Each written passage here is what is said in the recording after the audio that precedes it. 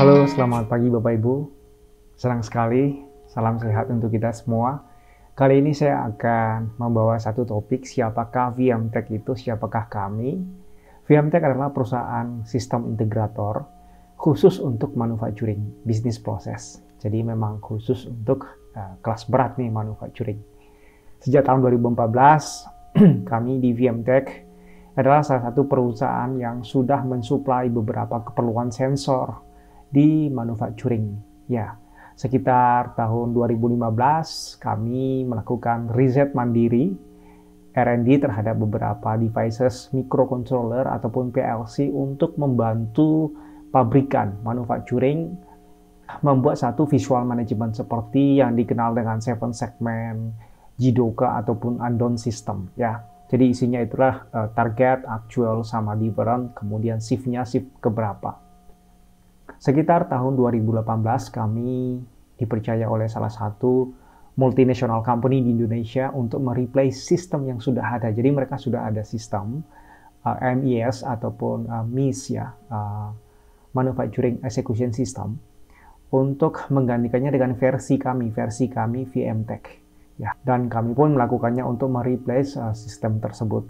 Kemudian diikuti oleh beberapa permintaan multinational company lainnya di Indonesia untuk mengimplementasi MES lagi ya. Jadi goals-nya adalah seputar overall equipment effectiveness atau OEE, kemudian electricity monitoring system, dan sekaligus untuk yang spare part life monitoring systemnya ya.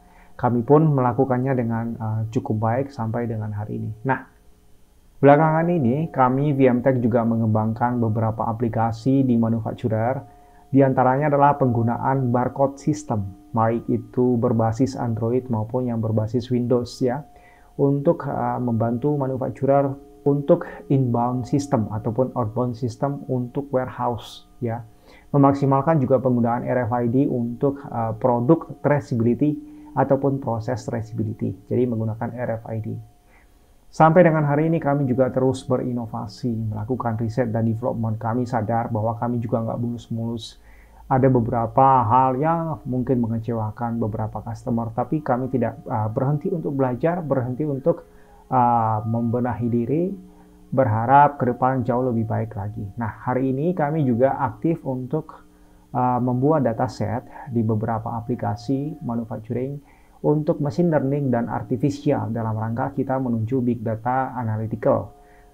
Tim kami terdiri atas beberapa orang dengan multidisiplin ilmu yang berbeda-beda, seperti seorang data engineer, kemudian seorang data science, kemudian mechanical dan electrical, kemudian seorang industrialis, kemudian konsultan produktivitas, teknologi changer, dan lain sebagainya. Jadi terkait dengan digital transformasi yang sering kami purpose kepada customer, ada hal yang cukup penting bahwa seorang leader digital transformasi harus bisa menguasai level integrasi dari 0 sampai dengan enterprise system.